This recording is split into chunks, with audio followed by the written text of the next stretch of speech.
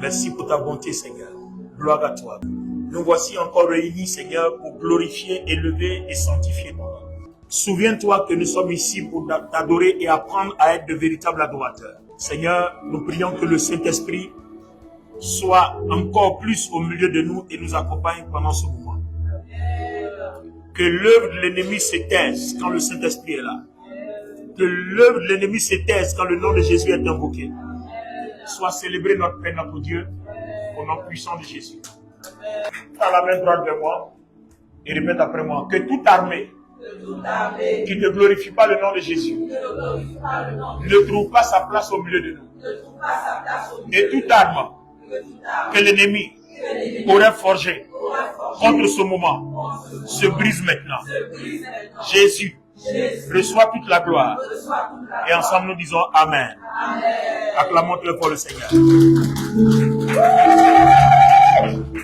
Mesdames et messieurs, nous parlons cet après-midi de la puissance de la volonté. Alors regarde ton voisin, fais-lui un beau sourire. Dis-lui la puissance de ta volonté. Nous parlons toujours de la volonté de Dieu. D'accord? On parle toujours de la volonté de Dieu. Aujourd'hui, on va parler de la volonté de l'homme. Peut-être que je me suis dit, quand j'ai eu à cœur de parler de ce sujet, je me suis dit peut-être que c'est parce que nous parlons toujours de la volonté de Dieu que les hommes ont du mal à se retrouver à comprendre. Peut-être que si on parle de la puissance de la volonté de l'homme, ils comprendront la puissance de la volonté de Dieu et certainement les deux là seront associés et ça fera quelque chose de bien, non? Ou bien? Alors, allons-y comprendre aujourd'hui la puissance de la volonté de l'homme. Alors, la puissance de la volonté de l'homme, vous savez, ça s'exprime par ce qu'on appelle la déclaration, ça s'exprime par ce qu'on appelle la proclamation, ça s'exprime aussi par ce qu'on appelle la réclamation. Et tout ça, c'est ça qui fait l'ensemble de notre victoire. Gloire à Dieu. Donc, quand nous parlons de la puissance de la volonté de l'homme, ça parle de cet ensemble de choses que Dieu a disposées à nous, que nous exploitons par notre volonté. Et vous allez comprendre l'importance de notre volonté dans cette histoire de vie chrétienne. Vous allez comprendre que c'est essentiel. On va aller dans le commencement. Le livre de la Genèse. Genèse, le chapitre 3, à partir du verset 1. Le serpent était le plus astucieux de tous les animaux des champs que l'Éternel Dieu avait fait. Il demanda à la femme, vraiment, Dieu vous a dit, vous n'avez pas le droit de manger du fruit de tous les arbres du jardin. La femme répondit au serpent, nous mangeons des fruits des arbres du jardin, mais celui qui est au milieu du jardin, Dieu a dit de ne pas manger de son fruit et de ne pas y toucher, sinon nous mourrons. Alors le serpent dit à la femme, mais pas du tout, vous ne mourrez pas. Seulement Dieu sait bien que le jour où vous en mangerez, vos yeux s'ouvriront et vous ferez comme Dieu, décidant vous-même ce qui est bien ou mal. Alors la femme vit que le fruit de l'arbre était bon à manger, agréable aux yeux, et qu'il était précieux pour ouvrir l'intelligence. Elle prit donc de son fruit et en mangea. Elle en donna aussi à son mari qui était avec elle, et il en mangea. Alors les yeux de tous deux s'ouvrirent, et ils se rendirent compte qu'ils étaient nus. Ils se firent donc des pagnes en cousant ensemble des feuilles de figuier. Au moment de la prise du soir, ils entendirent la voix de l'Éternel Dieu parcourant le jardin. Alors l'homme et sa femme se cachèrent de l'Éternel Dieu parmi les arbres du jardin. Mais l'Éternel Dieu appela l'homme et lui demanda, « Où es-tu » Celui-ci répondit, « J'ai entendu ta voix dans le jardin et j'ai eu peur, car je suis nu. Alors je me suis caché. » Dieu dit, « Qui t'a appris que tu es nu? Aurais-tu mangé du fruit de l'arbre dont je t'avais défendu de manger » Adam répondit, « La femme que tu as placée auprès de moi, c'est elle qui m'en a donné et j'en ai mangé. » L'Éternel Dieu dit à la femme, « Pourquoi tu fais cela? C'est le serpent qui m'a trompé, répondit la femme, et j'en ai mangé. » Alors l'Éternel Dieu dit au serpent, « Puisque toi, tu as fait cela, tu es maudit parmi tout le bétail et tous les animaux sauvages. » Amen. Ça, c'est le chapitre des malédictions. Merci de vous asseoir. Alors, je commence déjà le message par une analyse. Parce qu'en fait, c'est en cela qu'on comprendra. Première analyse. Dieu n'avait-il pas un but quand il créait l'homme, ensuite la femme, et les plaça dans le jardin en leur donnant des recommandations? Dieu n'avait-il pas un but? Non, Église, répondez-moi.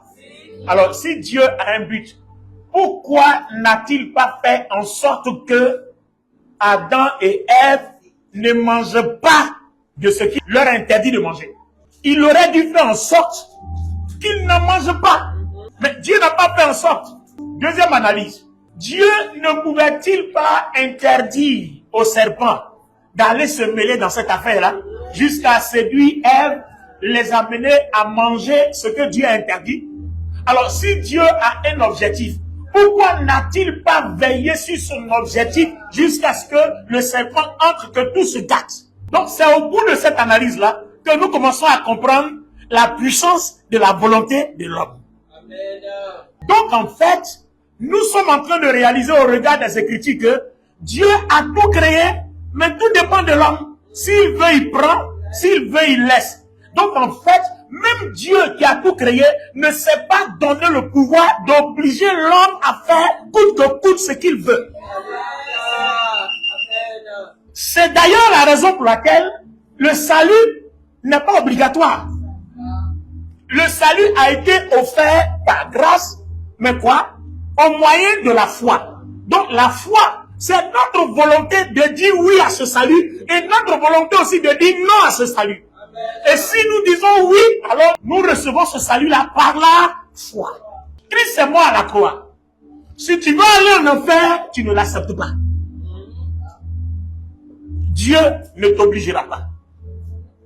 Christ est mort à la croix. Si tu veux aller au paradis, accepte-le. Donc vous voyez qu'en fait, la volonté et la bénédiction marchent ensemble.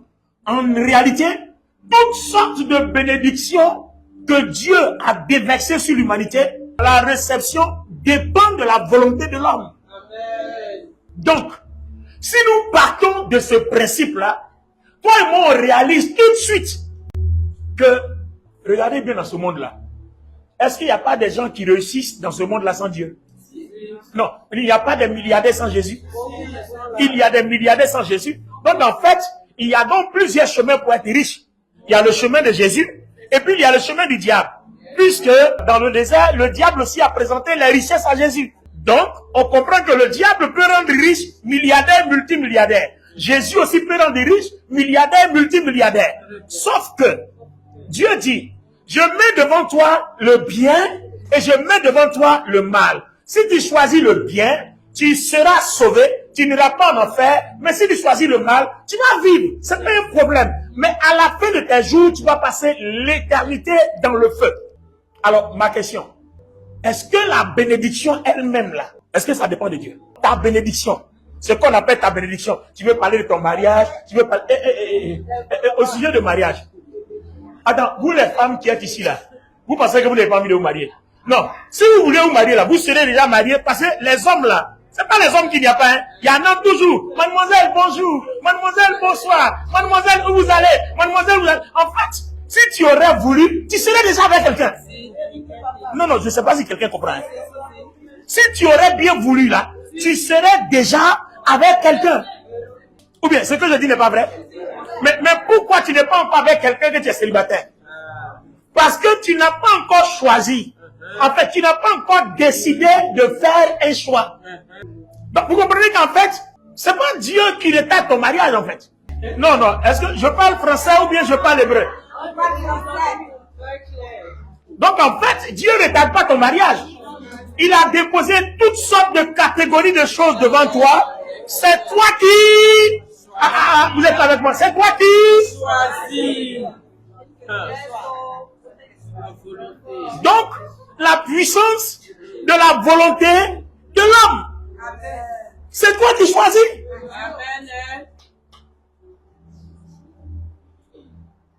Allons-y dans Matthieu le chapitre 4. Lisons la tentation dans le désert. Matthieu le chapitre 4. Ouvrons nos Bibles, Matthieu chapitre 4. On va lire la tentation dans le désert. Alors l'Esprit conduisit Jésus dans le désert pour qu'il soit tenté par le diable. Après avoir jeûné pendant 40 jours et 40 nuits, il lui faim.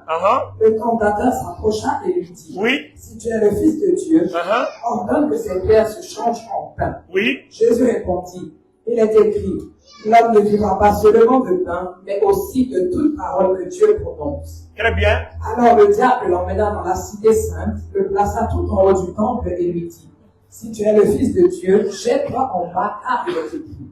Il donnera des ordres à ses anges à ton sujet, et ils te porteront sur leurs mains, pour que ton pied ne heurte pas de pierre. Oui. Jésus lui dit, Ah. il est aussi écrit, Ouais.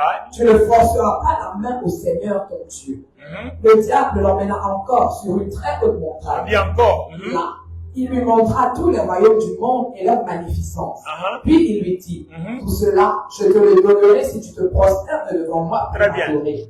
Alors Jésus lui dit, va-t'en Satan, car il est écrit, tu adoreras le Seigneur ton Dieu et c'est à lui seul que tu rendras un culte. Très bien. Là-dessus, le diable le laissa. Le diable le laissa. Et voici que des anges vinrent et se mirent à le servir. Mesdames et messieurs, est-ce qu'on peut acclamer la parole de Dieu? Ladies and gentlemen, mesdames et messieurs, écoutez-moi. Jésus serait sorti de ce désert-là avec l'or, l'argent, les richesses, les pierres précieuses. Il sortirait de ce désert-là multimilliardaire. Mais il a décidé de par sa volonté d'aller à la croix. Donc, Dieu a mis devant lui la croix, le diable a mis devant lui les richesses. Donc, qu'est-ce qu'il a fait? Sa volonté a opté de marcher pour la volonté de Dieu au lieu de la volonté du diable. Alors, dites-moi, entre choisir la croix et choisir les richesses, qu'est-ce qui arrangeait Jésus? Bon, vous comprenez qu'en fait, la puissance de la volonté de l'homme se joue à ce niveau-là. Chacun choisit ce qui l'arrange. Seulement, n'oublions pas que, au bout de ce qui nous arrange, il y a toujours une conséquence. Il y a soit le royaume de Dieu, la vie éternelle, ou bien soit l'enfer, le feu éternel. Jésus aurait dû choisir les richesses. Mais il a choisi qu'on aille le frapper à la croix. Et c'est ce que beaucoup d'entre nous faisons, non? La facilité. Ce qui est simple à choisir. On veut le tout de suite. On veut le tout près. Mais une fois qu'on a choisi ce chemin, imaginons-nous. Ça ne veut pas dire que Dieu ne fait pas du tout de suite. Mais tout dépend du choix que nous faisons. Donc vous voyez, ta bénédiction se trouve au bout de ton choix. Amen. Ta volonté. Qu'est-ce que tu as décidé de faire? Et qu'est-ce que tu as décidé de ne pas faire?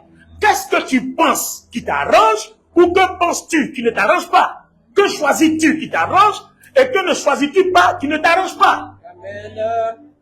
Alors, les amis, à partir de ce soir, si tu m'entends cet après-midi, je t'interdis de dire que Dieu t'a empêché d'être riche. Je t'interdis de dire que Dieu t'a pas rendu prospère. Parce que tu peux choisir. Donc Dieu a une catégorie de prospérité. Le diable aussi a une catégorie de prospérité. Alors, revenons dans le jardin d'Éden. On va mettre le message en parallèle avec celui qu'on vient de lire dans le désert. Dieu pouvait bien mettre toutes les dispositions. Mais Dieu a plutôt mis tout ce qui fait la vie et la longévité, la vie éternelle de l'homme. Dieu a tout disposé. Et puis il dit choisis. Nous sommes en train de réaliser que ce que Dieu a disposé devant l'homme, c'est juste pour la prospérité. Cette même prospérité-là. Regardez bien. Oh, merci Saint-Esprit. Voilà un jardin. Dieu vient. Tu n'as pas planté de manioc. Tu n'as pas semé de riz. Tu n'as pas créé d'entreprise. Et puis on vient, on te dépose, on crée un jardin paradisiaque. Et puis on te fait asseoir dedans. On dit mange ça là. On dit mange ça. Et on dit mange ça. Matin, faut adorer. Hein. Et puis quand tu as faim, va manger. Tu finis, viens te reposer. Le soir, faut adorer. Hein. Et puis après, va manger. Attends, est-ce que c'était compliqué? Non. Dites-moi, est-ce que la vie était compliquée? Non. Mais l'homme est venu. L'homme va écouter ce que le serpent va s'aimer en lui. Il dit non.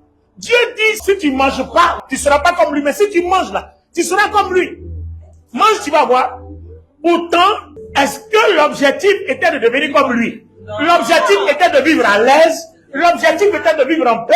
L'objectif était de vivre heureux. L'objectif était de vivre tranquille. Est-ce que devenir comme Dieu était le problème? Ce n'est pas le problème. Donc maintenant ma question. Selon toi, ta volonté là, tu vis pour quel but? Ton vrai problème, c'est de ressembler à Dieu ou bien c'est d'être en paix avec Dieu. Voilà le problème de notre volonté.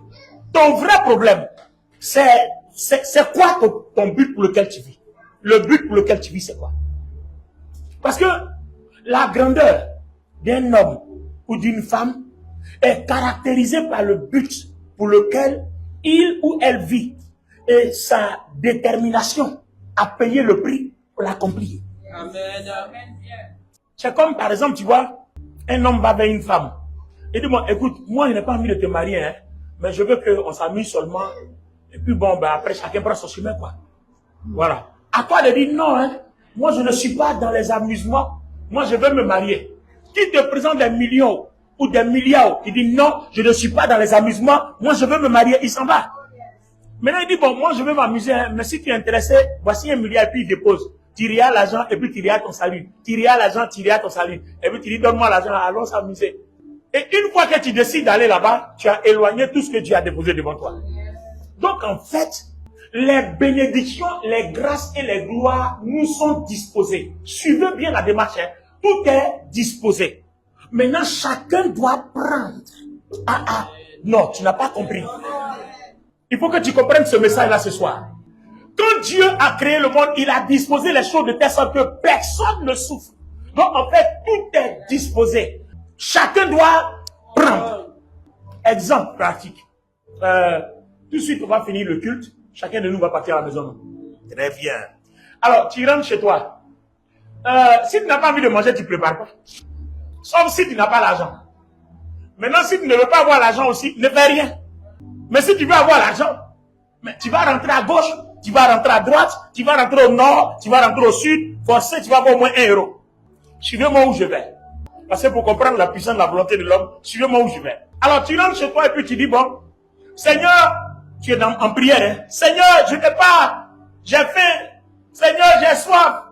Alors que dans ton réfrigérateur, il y a tout ce qu'il faut vous préparer, hein? Paresseux, paresseuse, vous ne rien faire, tu es couché dans la maison. Seigneur, j'ai faim, Seigneur, j'ai soif. Alors, dites-moi, les enfants de Dieu ce soir, quelle réponse Dieu vous dira-t-il? Dites-moi, non, répondez-moi. Pas préparer. Pourquoi il ne dira pas préparer? Mais pourquoi Dieu n'envoie pas les anges préparer, faire la table pour qu'ils viennent manger? Dieu aurait pu envoyer des anges serviables. Allez-y, c'est mon serviteur Jean, chez ma servante Jackie, préparez là-bas, déposez la table, puis appelez-les, elle et son mari voisin vont venir s'asseoir, ils vont manger. Mais ça ne se fait pas comme ça. C'est la même chose dans le jardin d'Éden. Il a tout disposé. Si tu as faim, mange ça. Si tu as faim, mange celui-là. Mais hé, petit, ce qui est là, ne touche pas à ça. Est-ce que c'était compliqué? Non.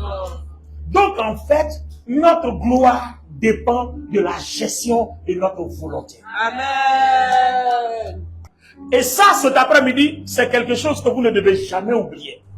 Notre gloire, notre élévation, notre guérison, notre délivrance, notre santé, enfin, tout ce qui est financier, matériel, tout dépend de la bonne gestion de notre volonté.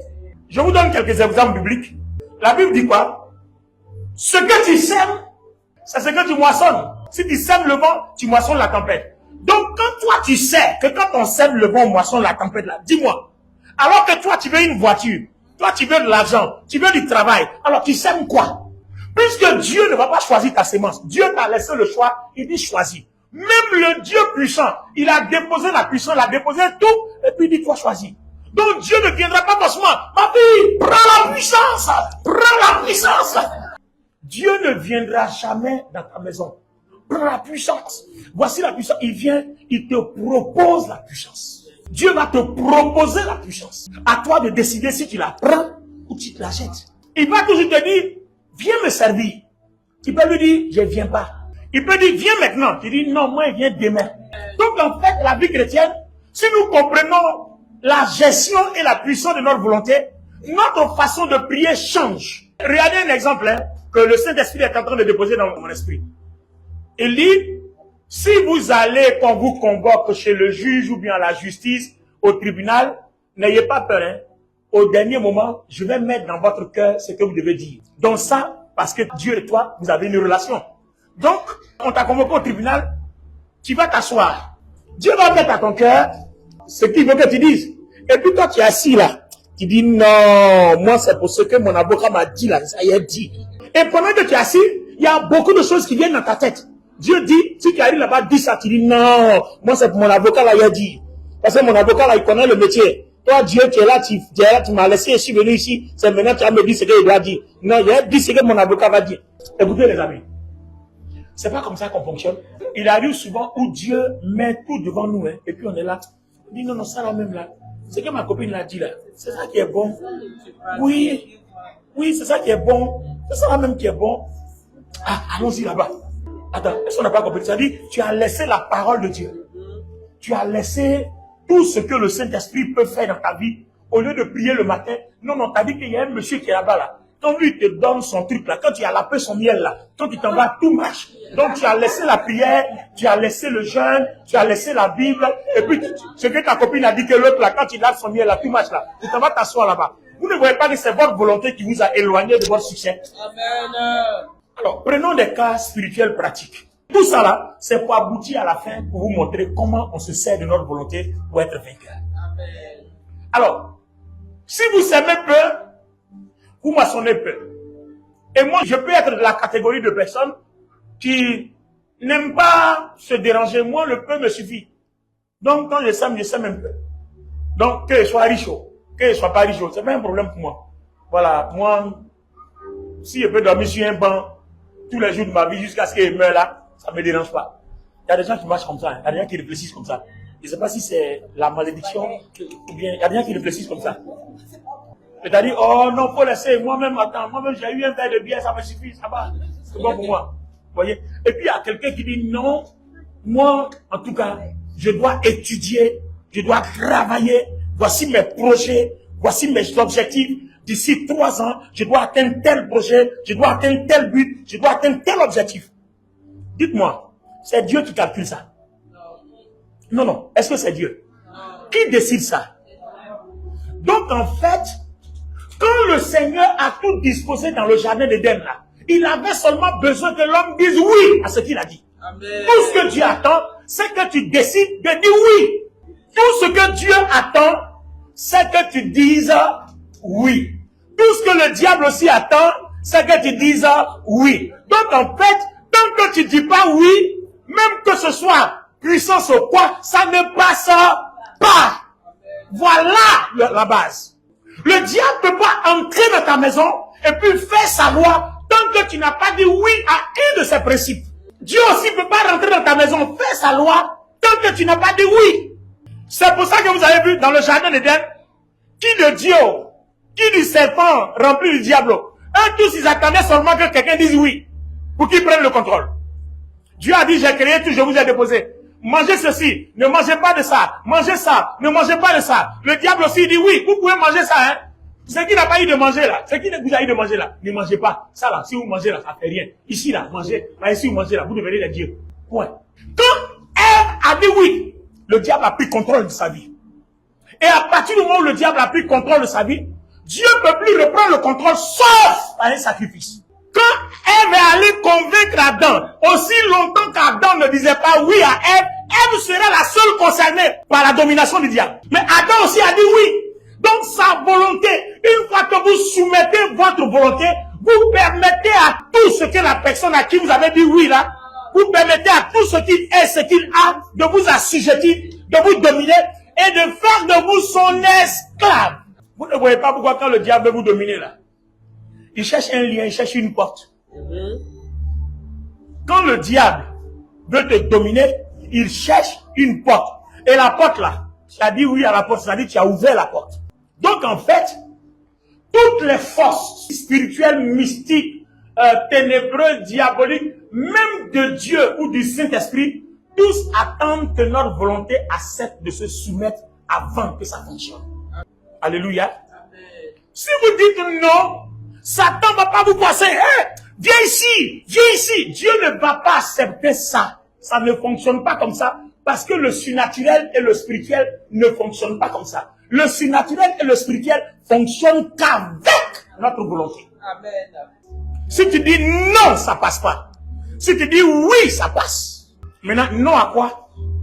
Et oui à quoi? Regardez bien, hein. On va faire une démonstration. Hein. Regardez bien. Je la coupe du sang de Jésus. Ce que je vais dire, c'est pas elle. Je suppose que tu es une puissante sorcière. Et puis toi, toute personne qui parle devant toi, terrasse. Alors, supposons que moi, je suis un enfant de Dieu, non? Et puis on dit que celle-là, elle tue tout le monde. Moi, je passe. Dites-moi, je suis passé tranquillement, non? Vous pensez que si elle exerce son pouvoir là, ça va m'atteindre? Elle n'a qu'à être puissante. Elle va faire son pouvoir là. Même, elle va tracer un cercle. Je suis en train de passer sur la terre que Dieu a créée. Amen. Je n'ai pas provoqué quelqu'un.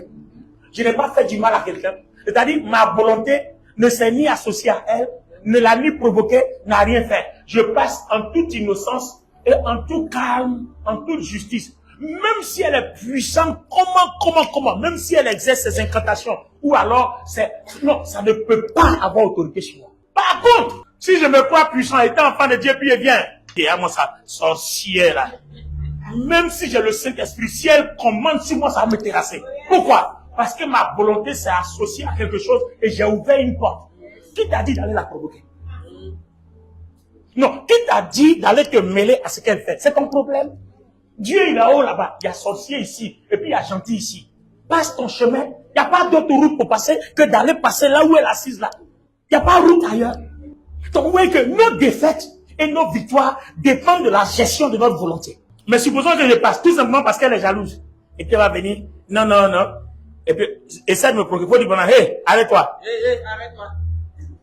S'il n'est pas écouté, il m'en va là, elle va faire quoi?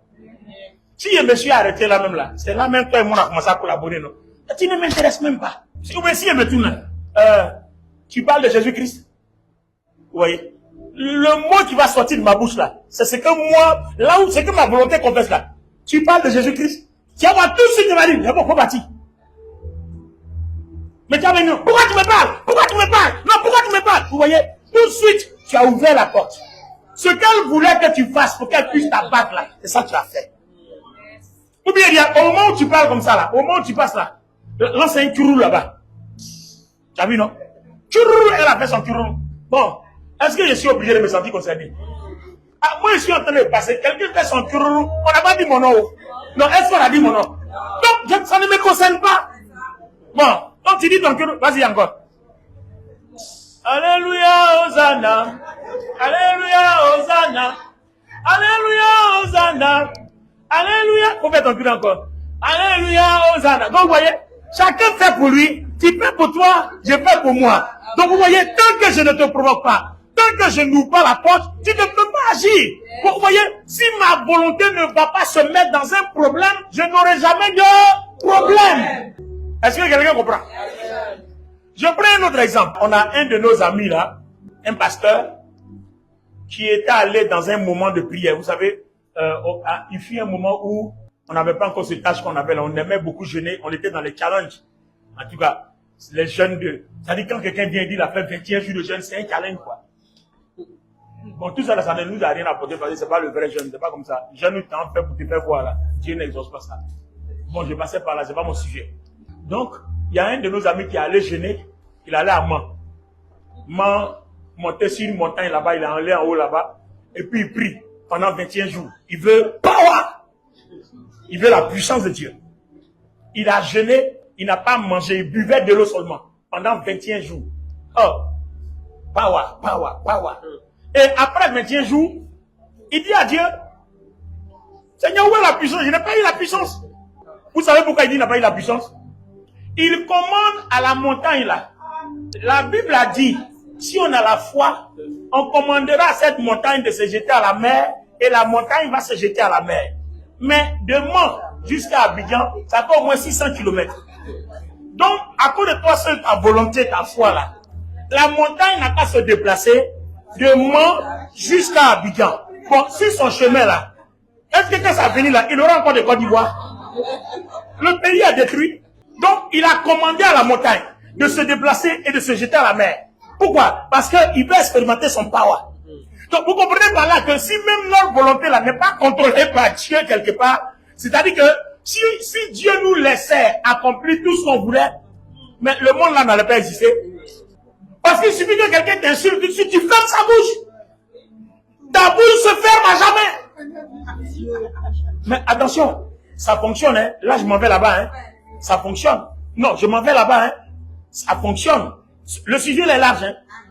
Je vais essayer de faire un tour de table rapidement. Je m'en vais là-bas comme ça. Alors, les amis, je finis avec ce. Et Dieu lui dit, regarde là-bas en bas. Il regarde là, dans la direction où Dieu indique. Dieu lui montre là. Il voit une toiture qui scintille là-bas. Et puis Dieu dit, c'est un dispensaire. Il faut descendre là-bas, il y a des malades. Si tu descends là-bas, il aura des miracles. Tu vas voir que tu as power. Même power là, je ne peux pas autoriser que ton power là fasse déplacer les montagnes pour aller se jeter à la mer. Parce que ça aussi, il y a aussi ma volonté. Donc vous comprenez que notre volonté, pour qu'elle fonctionne, elle doit se faire en accord avec la volonté de Dieu. Est-ce que vous comprenez maintenant? Même si Jacques dit dans la Bible, la mort et le pouvoir sont au pouvoir de ta langue. D'accord? On est d'accord, non? Donc, comme tu m'as énervé là, et puis c'est fini. Donc, vous comprenez que Dieu va réguler, il va réglementer la puissance de notre volonté. Il va réguler. De telle sorte que les méchants et les baïfouets, les zinzinfouets, tous ceux qui sont mauvais, ne puissent pas s'en servir pour faire ce qu'ils veulent, quand ils veulent et comme ils veulent. Et comment ils veulent. Est-ce que vous comprenez? Donc si par moment, dans ta volonté, tu as libéré une force que ça marchait, c'est parce que quelque part tu l'as fait en accord avec les Écritures ou en accord avec la volonté de Dieu. Maintenant, la dernière partie de mon message, comment on fait tout ça? Voilà ce qui nous concerne. D'accord? Comment on fait tout ça? Alors, regarde bien. Je suppose que mon fils est malade, d'accord? Et puis, tonton pasteur Monique, je suis malade. Est-ce que tu peux prier pour moi? Donc, comme Dieu m'a oint, vous voyez, non? I got the power! Yes!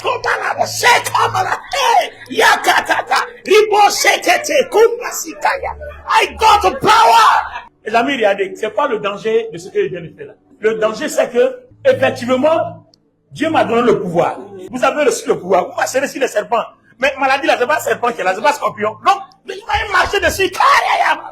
Vous voyez? Je dois marcher sur lui. Mais attention, quand j'arrive pour marcher sur lui, je dois demander au Seigneur, est-ce que toi-même tu as envie de le guérir? Amen. Si oui, quand et comment?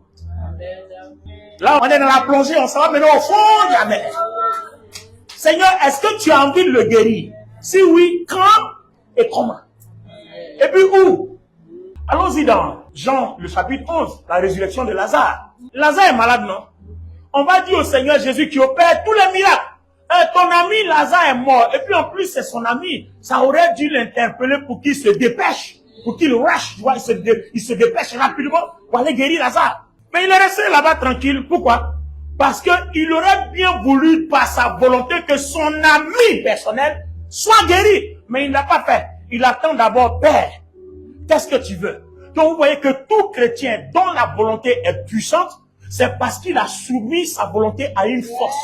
Donc, soit ta volonté là, soit c'est le diable qui est derrière, qui est la force, soit c'est Dieu qui est derrière, qui est la force. Donc, la puissance de notre volonté obéit soit à la force de Dieu qui nous accompagne, ou bien soit à la force du diable. Et si je me mets derrière la force du diable, j'entendrai la volonté du diable. Si je place la force de Dieu derrière moi, j'attendrai la volonté de Dieu.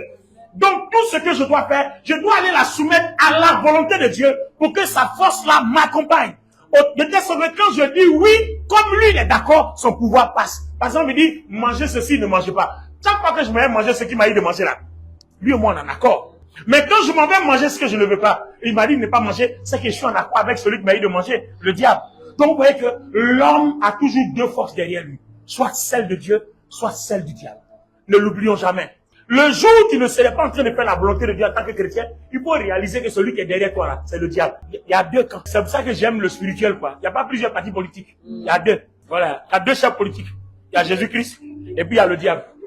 Voilà. Donc c'est pas une affaire de je suis indépendant, ça fonctionne pas. Il n'y a pas d'indépendant. Si tu es indépendant, le diable lui met la main sur toi. Parce que Dieu ne force jamais personne. Donc quand tu es indépendant, le diable met la main sur toi. Parce qu'il n'y a pas d'indépendantiste. Voilà. C'est soit Dieu par Jésus ou bien soit le diable. Donc, ton ami Lazare est mort, allons le délivrer. Le Seigneur Jésus dit bien. Les disciples sont indignés. Mais Seigneur, c'est ton ami. Il ne parle même pas. Le 4e jour, on vient lui dire que Lazare est mort. Et puis il dit à ses disciples, bon, allons, il dort. On va aller le réveiller. Donc, en fait, le problème n'est pas que lui est ton ami, lui est ta soeur, lui est ton frère. Le problème, ça dépend de comment Dieu a voulu que cette chose-là s'efface. Amen. Comment Dieu veut que tu aies tes papiers? Comment Dieu veut que tu te maries? Comment Dieu veut que tu aies ton travail? Comment Dieu veut que tu aies ton appartement? C'est pour ça qu'on va en prière pour aller demander à Dieu.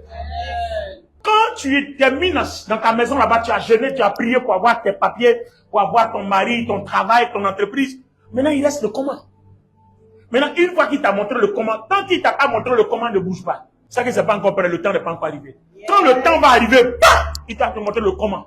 Et le comment là, suis le chemin là, ça va aboutir zout net, ça va aboutir exactement. Le comment. Seigneur, comment veux-tu que j'ai mes papiers? Dans la semaine, il y a une soeur qui m'a appelé, on a parlé sur WhatsApp, et puis c'était à propos de ses papiers, et puis elle m'a dit, non, il y a tel qui veut m'aider, et puis elle dit non, suis ici là. Je lui ai dit, va, suis ici là c'est bon. Est-ce que vous comprenez ce que je veux dire? Pour dire que, voilà comment le chemin par lequel, vous voyez?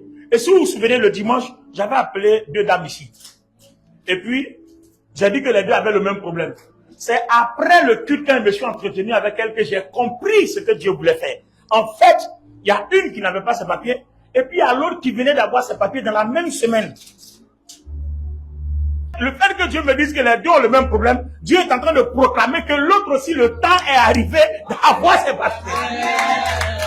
Donc, c'est à la fin, quand je m'entretenais avec les 2 dames, que j'ai compris ce que Dieu voulait dire. Parce qu'il m'appelle 2 personnes, et puis il me dit, les 2 ont les mêmes problèmes. Donc en fait, il y a une qui vient d'avoir ce que l'autre cherche. C'est fort. Amen. Alléluia, c'est fort. Est-ce qu'on peut acclamer le Seigneur? C'est fort. C'est fort, c'est fort, c'est fort. Gloire à Dieu.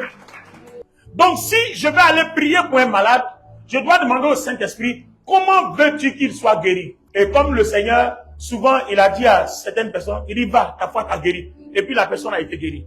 Et puis, point K, il crache, et puis il fait de la boue avec sa salive, il applique sur les yeux du malade, et puis il dit, regarde, est-ce que tu vois? L'autre dit, je vois flou. Il fait encore, il remet encore. Il dit encore, il dit, je vois clair.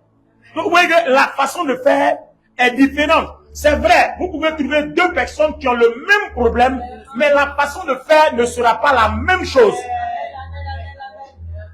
2 mêmes maladies, mais les 2 seront guéris différemment.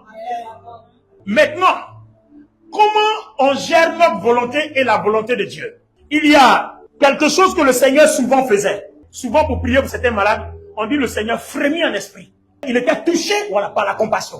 Sa volonté a envie de sauver les gens, en fait. C'est ça. Mais s'il y a un malade, on te dit va guérir le malade. Toi-même, tu n'aimes pas la personne. C'est-à-dire ta volonté même déjà a fermé la porte. C'est-à-dire ta volonté est un obstacle à ce que Dieu travaille. Parce que toi-même là, tu n'es même pas content, tu ne veux même pas que la personne soit guérie. Un des sérieux problèmes que nous avons, c'est d'avoir une volonté ouverte à la parole et aux Écritures. Comment ça va se faire? Je vais vous expliquer cette chose-là. Et puis c'est là qu'on va s'arrêter pour aujourd'hui. On va prier. Vous êtes prêts, non? Je sais qu'il fait chaud, hein? Mais tu vas prier. C'est une question de volonté. Amen. Voilà. Qu'est-ce que tu es venu chercher ici? La chaleur ou la grâce? Donc, on va oublier la chaleur et puis on va se battre pour la grâce. D'accord? Les amis, je vous donne un exemple. Notre volonté de déclarer, notre volonté de proclamer et notre volonté de réclamer. C'est quoi cet ordre divin-là? Vous la voyez, non? Je vais te poser une question toute simple. Si tu as faim, quel est le meilleur repas que tu voudrais manger ce soir-là, quand on finit le culte? Une bonne pizza. Avec un petit jus de citron bien frais. Très bien. Bien. Écoutez bien. Elle dit, quand on finit le culte, là, ce qu'elle a envie de manger, c'est une bonne pizza avec un jus de citron bien fait. Alors, là, je parle de la volonté de déclarer, proclamer et réclamer.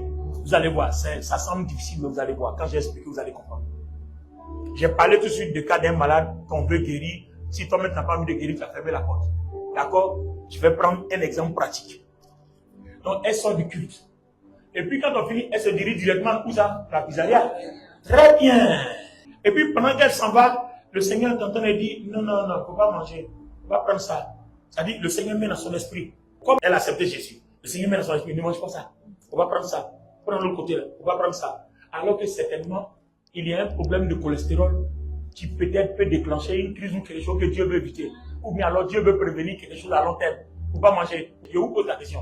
Il ne vous est pas arrivé souvent où il y a des choses que vous ne devez pas manger. Et puis quand vous prenez là, vous savez que vous ne devez pas manger. Et puis ça vous parle que vous ne devez pas manger. Vous mangez quand même. Non, ça ne vous arrive pas. Pourquoi vous ne dites pas la vérité? Vous savez que vous ne devez pas. Vous mangez quand même. Bon, dites-moi, hein, là, pendant que vous êtes en train de manger, là, même si Dieu veut te sauver, là, il peut faire quoi? Non. Si Dieu veut te sauver, même s'il a envie de te sauver, il peut faire quoi? Puisque ce que tu ne dois pas manger, pour ta santé, ta vie et ta longévité, toi-même tu sais, et puis tu manges. Bon, dites-moi, même si Dieu veut te sauver, là, Dieu peut faire quoi?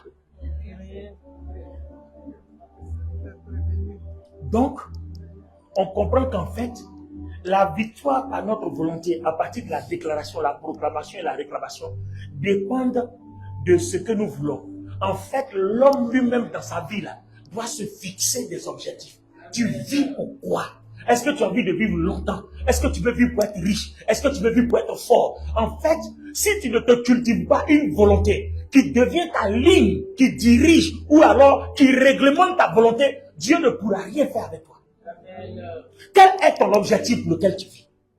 C'est en fonction de ça qu'on fait les sacrifices. Maintenant, si tu es fatigué de vivre aussi, il n'y a pas de problème. Même quand tu vas finir, Dieu va susciter des gens, va t'accompagner. On en arrive, on fait semblant, on pleure, ouais. Et puis après, quand on revient, chacun a la pizzeria. Chacun ça va payer sa pizza pour manger. Donc, n'oubliez jamais que pour que nous soyons en accord avec Dieu, il faut que notre volonté se construise des objectifs. Amen. Tu es en France ici. Tu es ici pour faire quoi? Que veux-tu devenir? Pourquoi tu es venu ici? Tu ne peux pas me dire que tu es venu ici pour venir te promener. Ce n'est pas possible. C'est qu'il y a quelque chose qui ne va pas quelque part. Tu n'es pas venu ici aussi pour l'honneur de tes parents. Mon enfant en France. Ton enfant en France, et puis même pas envoyer 50 € tous les mois là-bas. Donc tu es venu ici pourquoi? Donc il y a un objectif qui doit être l'objectif pour lequel tu vis. Et c'est pour ça que tu payes le prix. Si tu vis sans objectif, tu te retrouveras pauvre, malheureux et misérable et n'accuse pas Dieu. Alors maintenant, est-ce que tu choisis ton objectif par hasard? Dieu a fixé des objectifs. D'accord? Inscris-toi dans un des objectifs. Dieu a fixé des objectifs. Il a dit à Jérémie, depuis le sein de ta mère, avant que tu puisses créer, je t'ai établi pour faire des nations. Donc Jérémie peut dire, hé, papa, tu veux que je sois prophète des nations, mais moi je vais être médecin. Mais si tu as fait ça là, va être médecin, tu vas tuer les gens, te mettre en prison. C'est pas ce qu'on a décidé. On dit prophète des nations. Donc en fait, inscris-toi dans un objectif que Dieu a tracé pour ta vie. Vous allez voir, peu importe les attaques, sorcellerie ou quoi, la volonté de Dieu va s'accomplir. Exactement. On ne pourra pas vous arrêter. Pourquoi? Parce que votre volonté s'est inscrite dans la volonté que Dieu a tracée pour votre vie. En fait, voilà la victoire. Donc chaque jour, c'est ce que tu déclares. Chaque jour, c'est ce que tu proclames. Chaque jour, c'est ce que tu décrètes. Tous les jours, tu prophétises sur ta vie. La mort et la vie sont au pouvoir de la langue. À force de le prophétiser, puisque c'est ce que Dieu veut, ça finit par se réaliser. Quand vous arrivez à ce stade de la vie, vous avez fini avec les histoires d'imposition des mains. Pose-moi un peu les mains là. Tremble un peu là, toi aussi. Tu vas trembler là. Voilà. Alléluia. Voilà. En fait, c'est comme ça les chrétiens. Quand tu lui as imposé les mains, tu vois, non? Si tu as parlé doucement, mais papa n'a pas bien prié sur moi. C'est la même. Qui n'a pas chacata, qui n'a pas au nom de Jésus. Aïe, aïe, aïe. Quand le pasteur fait ça, quand ça finit, on dit, là, il a bien prié. En fait, la prière que Dieu exauce, ce n'est pas celle pendant laquelle tu as crié, ou bien c'est pas celle pendant laquelle tu as fait des heures ou des jours, non. C'est elle pendant laquelle tu as été sincère. Tu as été sincère. Ce que tu as dit là, c'était vrai, c'est en accord avec ta volonté, c'est-à-dire en accord avec ton cœur. Parce que ce qui est dans ton cœur, là, c'est ça ta volonté. Ce que ton cœur désire. Seigneur, voilà ce que mon cœur désire. Mais je sais que si je me laisse aller là, tu ne seras pas d'accord avec moi. Donc, toi-même, tu sais que en temps normal, là, c'est ça là, il est fait. Mais là, je n'ai pas de force. Si tu ne fais rien, c'est ce que je vais faire. Parce que c'est ça qui est rempli dans mon cœur. Donc, pardon, Saint-Esprit, change. Cette prière-là est tellement sincère que le Saint-Esprit sur place là, il va changer. Parce que tu lui as demandé de contrôler ta volonté. Voilà comment on marche avec Dieu. Voilà comment on réagit avec Dieu. Mais notre volonté on fait des prières hypocrites. Oh Seigneur, toi-même tu sais que je t'aime. Jamais je commettrai l'impudicité. Jamais. Pendant ce temps, toi-même tu sais qu'après la prière là, tu as rendez-vous. Pourquoi tu fais ça? Tu sais qu'après le culte là, tu as rendez-vous. Et puis c'est maintenant que tu as dit non Seigneur, non. Seigneur, toi-même tu sais que ce monsieur là ou cette femme là, quand je suis en face d'elle là, là il ne peut pas. En fait, Dieu aime les gens vrais. C'est ça la volonté. Il faut être vrai avec Dieu là. La prière que Dieu exauce, c'est ce qui vient de ta volonté. La volonté c'est quoi? Ce qui est sincère, ce qui est dans ton cœur. Seigneur, si tu ne fais rien, là, on va faire haut. Mais, comme je sais que ce n'est pas bon, je crie à toi. Au secours, Seigneur. Fais quelque chose. Maintenant, peu importe, si tu penses que ça va se gâter, aujourd'hui là, faut pas, il va venir, mais faut pas venir. Toi-même, souvent, essayez, faites une prière comme ça, vous allez voir, Dieu va bloquer ça net. C'est comme ça que on se sert de notre volonté pour être victorieux ou victorieuse. Et c'est comme ça qu'on fait aussi nos déclarations. Par exemple, tu t'en vas payer la pizza, et puis tout de suite, tu sens qu'il y a une inspiration qui te dit de ne pas payer la pizza. Et puis une autre force te pousse à payer la pizza. Tu vas déclarer au nom de Jésus, toi, esprit qui est derrière moi, qui veut me pousser à manger la pizza, pendant que je sens au fond de mon cœur que je ne dois pas manger, je te lis, je te commande, quitte! Vous allez voir, cet esprit-là, qui t'inspire à ça, là, va quitter. C'est comme ça que ça se passe, la déclaration. Ce que vous ressentez dans votre cœur, allumez ça. Ça marche. Donc, le diable fuit quand on se lève en accord avec la volonté de Dieu. Le diable fuit.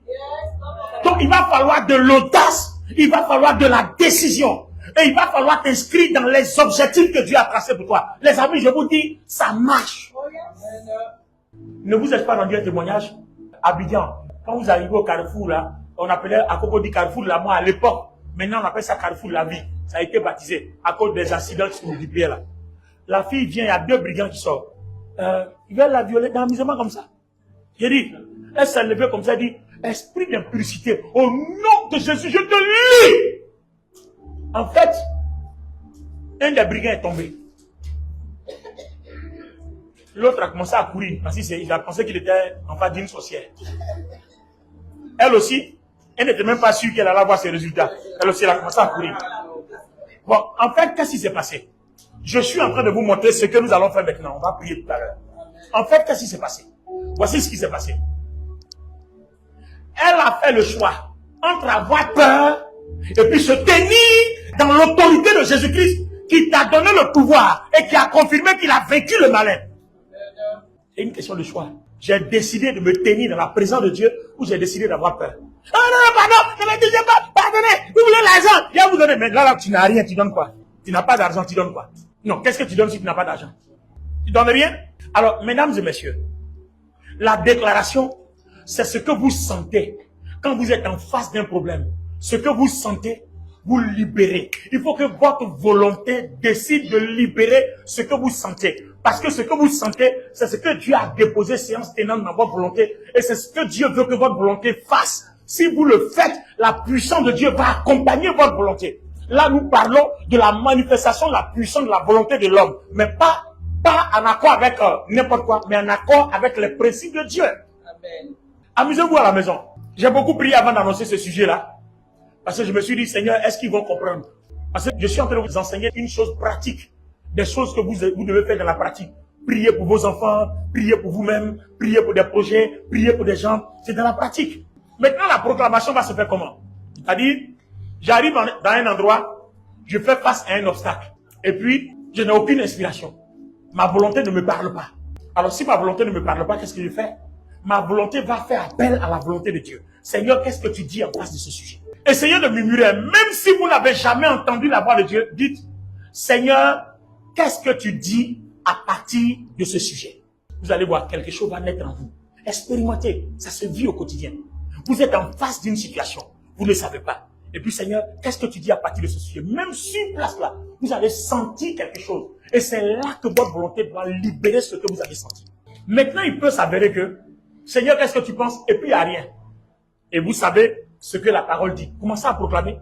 La Bible dit que quel que soit le lieu où je me trouve, ce lieu-là est ma possession.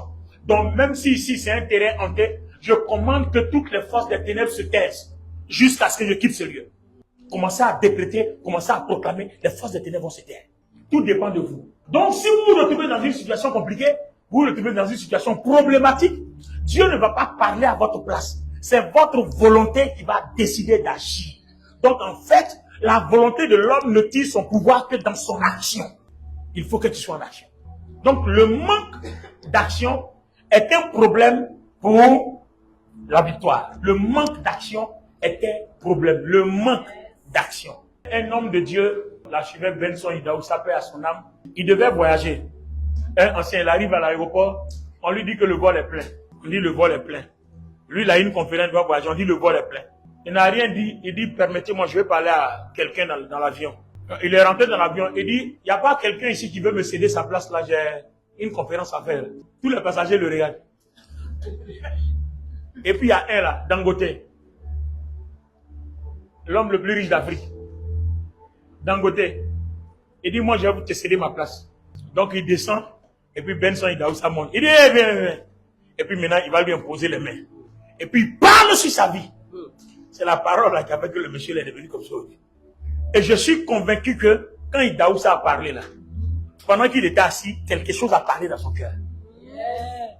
Donc en fait, quand Dieu veut que vous soyez en action, il y a Philippiens 2.13 qui donne cette parole-là, et on termine par là. Allons-y, Philippiens 2.13 qui dit, c'est Dieu qui crée en nous le vouloir et le faire.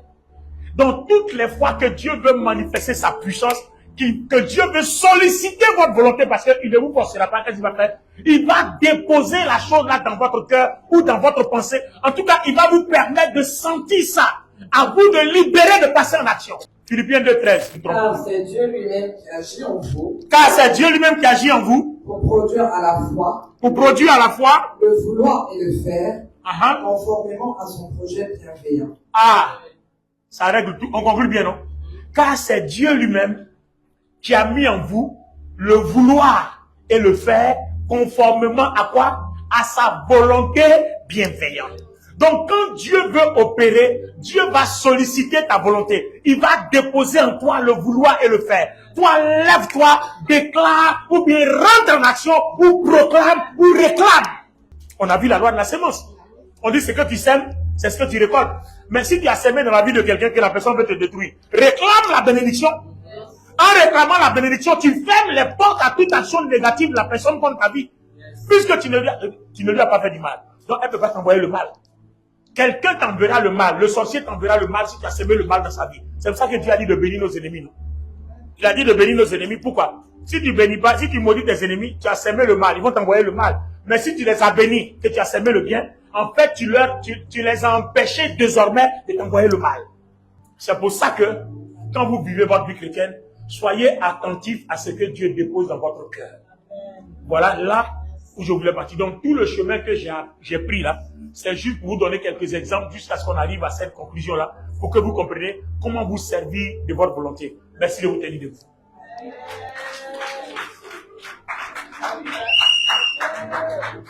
C'est Dieu qui crée en nous le vouloir et le faire. Ça veut dire que si j'ai prié dans ma chambre là-bas, ce que je sens dans mon cœur, que je suis poussé à faire, c'est ce que je m'avais fait. C'est poussé par l'esprit que des gens ont parlé de la part du Seigneur. Amen. Quand je sens que je dois déclarer une parole, je la déclare. Ça veut dire que tout enfant de Dieu qui est en face d'une difficulté, Dieu dépose toujours une pensée, une parole pour que la personne passe en action. Amen. Si tu as laissé cette pensée-là, cette parole-là pour faire autre chose, ça ne fonctionne pas. Gloire à Dieu. Amen. Alors nous allons prier. Et j'espère que vous allez le faire chez vous à la maison. Lève les mains. Je voudrais que tu regardes à ta vie. Regarde les endroits où tu voudrais que Dieu intervienne. Regarde aux endroits où tu voudrais que Dieu intervienne. Regarde exactement ce que tu attends du Seigneur. Et nous allons commencer à demander à Dieu, qu'est-ce que tu veux que je fasse dans ce cas précis? Qu'est-ce que tu veux que je fasse? Comment voudrais-tu que je réagisse dans ce cas précis? Et chez vous à la maison, votre vie de prière doit être de cette façon-là. Vous comprenez? Votre vie de prière doit être comme ça. Seigneur, qu'est-ce que tu veux que je fasse? Que voudrais-tu que je fasse? Et vous allez prier jusqu'à ce que vous sentiez quelque chose que Dieu veut que vous fassiez. Ou bien que Dieu veut que vous réalisiez. Et à ce moment précis-là, le Saint-Esprit est prêt à vous accompagner dans le processus. Commençons à parler ici. Parlons ici. On n'est pas obligé de crier, on peut le faire tout doucement. Parlons ici, tout doucement, dans la présence du Saint-Esprit.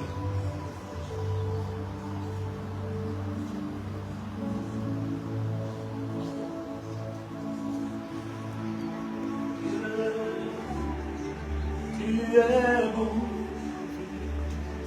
Dieu, tu es bon, Dieu, tu es merveilleux, Seigneur, tu es excellent, Dieu, tu es bon. Je vois le cœur d'une personne qui a besoin de guérison. Je vois le cœur de quelqu'un au milieu de nous. Ton cœur a besoin de guérison. Ton cœur a besoin de guérison.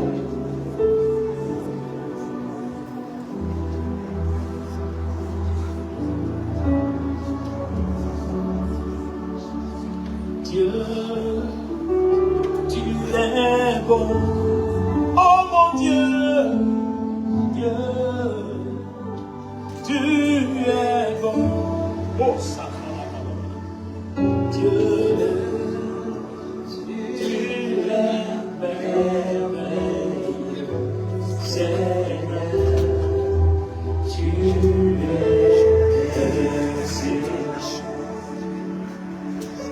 es excellent, excellent est ton nom,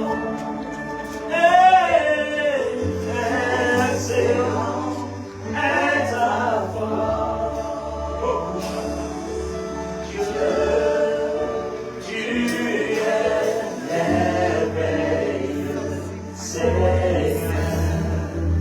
Tu es excellent, excellent est ton nom. Oh, excellent est ta force. Dieu, tu es bon. Dieu, tu es merveilleux, Seigneur.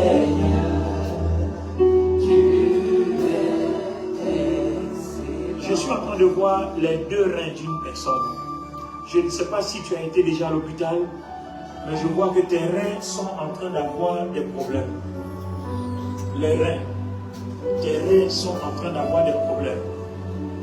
Et de la même façon dont le Seigneur est en train de visiter le cœur de la personne, Dieu visite aussi tes reins. Et tu peux sentir même que la douleur va de ton dos et ça descend jusqu'au niveau de ta hanche.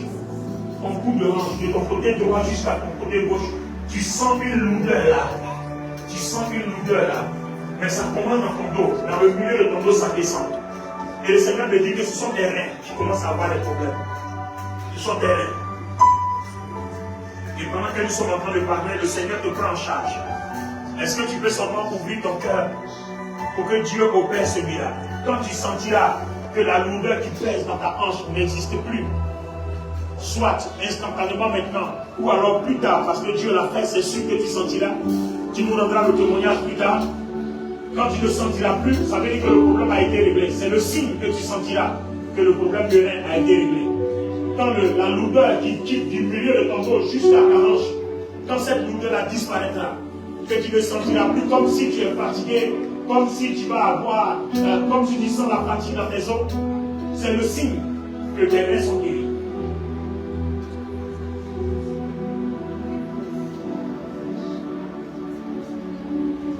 Quelqu'un est en train de souscrire à un projet financier. Parce que je vois une personne, il y a des liasses d'argent comme ça qu'on libère sur toi. Et le Seigneur est en train de m'expliquer que tu es en train de souscrire à un projet. C'est comme un investissement qui doit te rapporter de l'argent. C'est un investissement qui doit te rapporter de l'argent.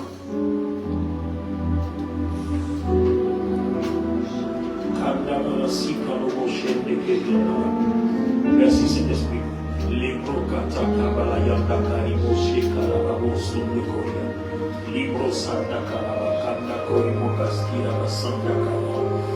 Tout objectif de l'ennemi contre ce projet est arrêté au nom de Jésus. Tout objectif, tout œuvre de l'ennemi contre ce projet. J'ai vu l'argent se déverser sur toi. Tout objectif de l'ennemi contre ce projet s'arrête au nom puissant de Jésus. S'arrête au nom puissant de Jésus. S'arrête au nom puissant de Jésus. S'arrête au nom puissant de Jésus. S'arrête au nom puissant de Jésus.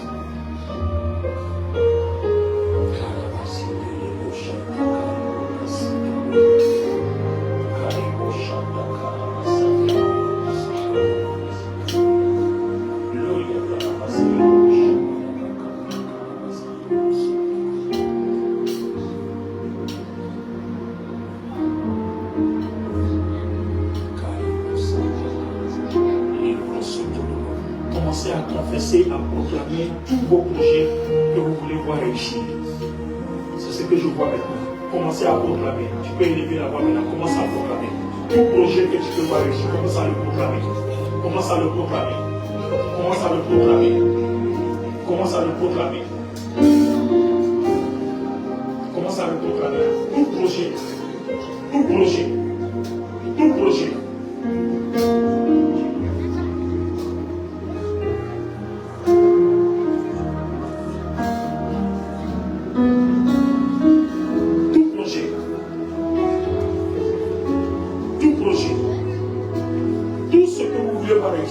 Commencez à le proclamer. Proclamez, mais appelez. Et pendant que tu appelles, tout ce que tu ressens en toi, déclare-le.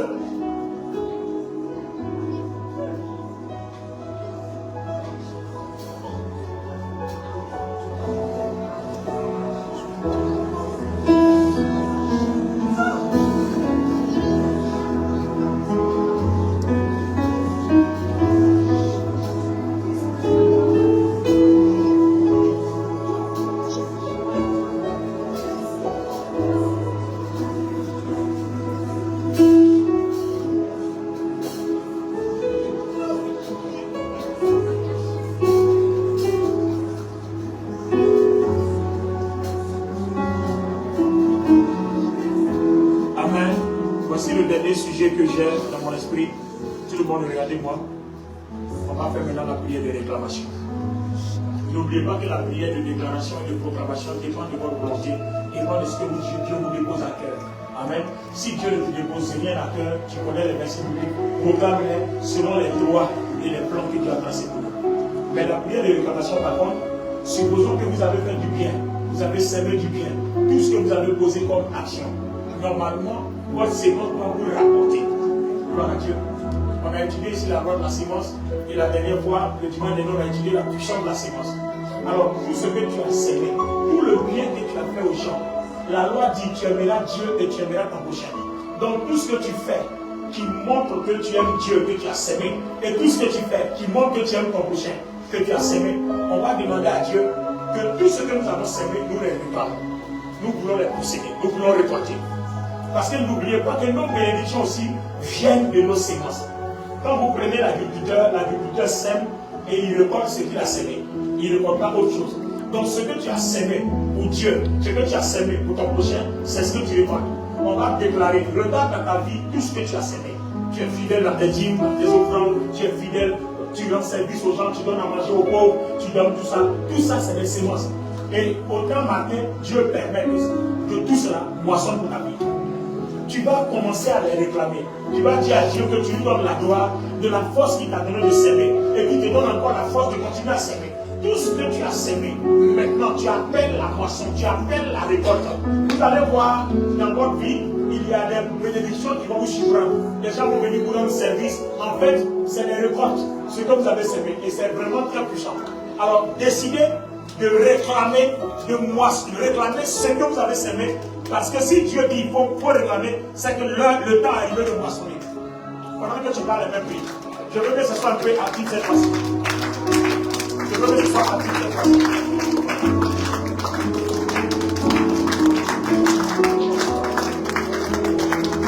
Fais-le véritablement, sois actif.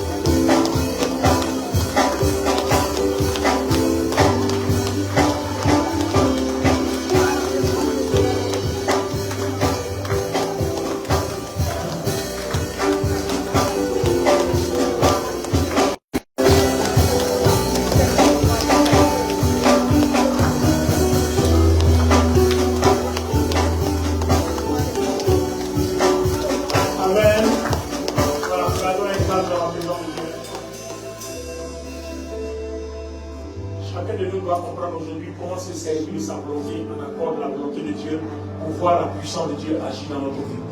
Aujourd'hui, nous sommes dans le grand chapitre du Saint-Esprit, acte 11. D'accord, nous parlons des dons de puissance. N'oublions pas que la dernière fois, on a parlé de la puissance de la sémence. Aujourd'hui, nous parlons de la puissance de la volonté, de la victoire par la déclaration, la proclamation et puis la réclamation. Amen. Et tout ça, ça se fait en accord avec la volonté de Dieu. Ce que nous sémons, ce que nous faisons, tout ce que nous plantons, c'est ce qui nous revient. N'oubliez pas que l'ennemi ne peut jamais rien faire contre votre vie sans votre volonté. Si vous comprenez ça, ça veut dire qu'à partir de ce soir, votre vie en sécurité et vous démarrez une nouvelle étape de votre vie vers d'autres victoires. Amen. Seigneur, merci au commencement de ta parole. Que cela soit ainsi, afin qu'à partir d'aujourd'hui, notre volonté ne soit plus assujettie à quoi que ce soit. Nous bénissons ton nom au nom de Jésus et nous disons Amen.